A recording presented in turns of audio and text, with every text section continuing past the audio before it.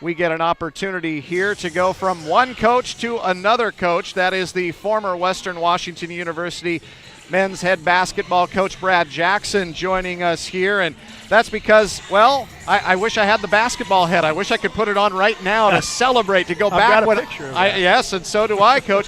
When I was in the stands and rooting on this 1987-88 team and that just made this phenomenal run in the NAIA, your third year coaching at the time, the names, Manny Kimmies and the Big Earl and Rod Watley, it just all comes flooding back. You see the picture of me right there. Look at that helmet head. That from fan to broadcaster, Coach Brad Jackson joining us here. You guys are going to celebrate the 30th anniversary of that team on Saturday here before the start of the first of the doubleheader on Saturday. Your thoughts? 30 years, Coach. Can you believe it? It is a little bit hard to believe. Time moves quickly, but it's been real fun reconnecting with a lot of the guys. We have some real good relationships, and we've been fortunate enough to stay in touch with a lot of the fellows on that team. But it was a very good, very special team. Probably the team that maybe propelled our program when I took over to take the next step, and certainly they were very, very fun to watch and accomplished a lot. Coach, what stands out the most about that team to you? That what when you think of that group, what epitomizes what they were able to do? Well, it was kind of a unique scenario because we were the year before we had some good success at the end of the year, made the playoffs for the first time in a while. Central Washington was the dominant force in the NAIA for a long time prior to that. So it was a combination of things, new hungry guys. We were pretty talented, trying to become the new kid on the block. Yep. Honestly, I think back and I think it was just a whole lot of fun. I mean, we really had a good time. Guys liked each other, and I think you would probably agree that they were extremely fun to watch. Absolutely. That was just the music, the craziness within the gym. This place was packed out. And then I think of the players, and I mentioned a couple of them there, and you had kind of the flash with Manny and Ray and James.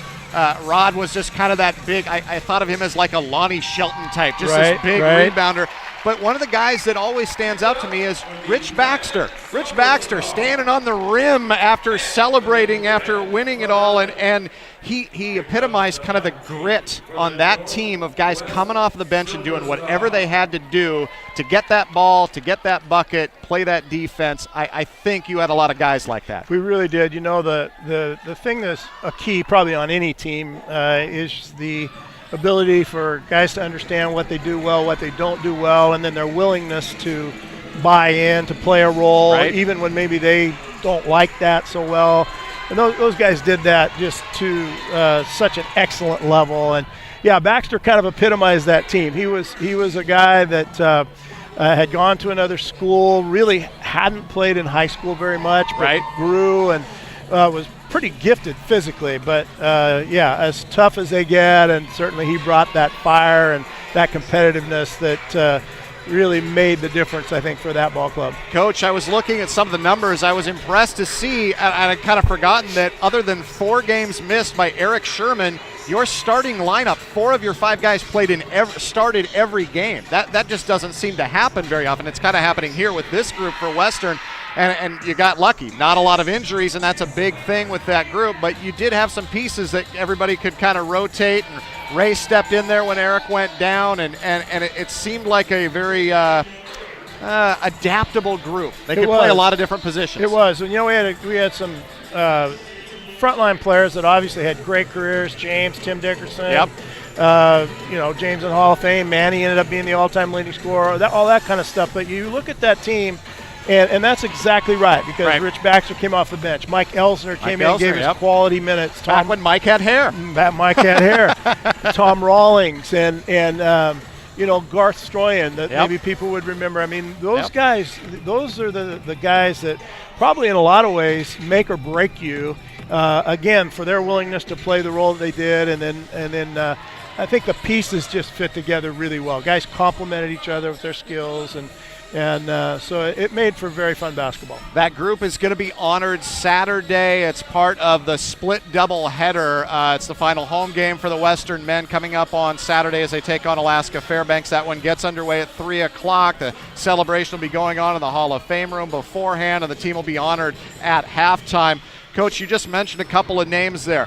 Elsner, Rawlings, James was an assistant coach and then went on elsewhere. Is it nice to see kind of that coaching tree, see some of those guys following in your footsteps? It is. It's fun, and it's probably even more fun for me to see what they've done with their lives, their families, knowing some of their children, and obviously when you coach for a long time, that's going to be part of it. But certainly at this point in my life, that's one of the things that's probably the most gratifying.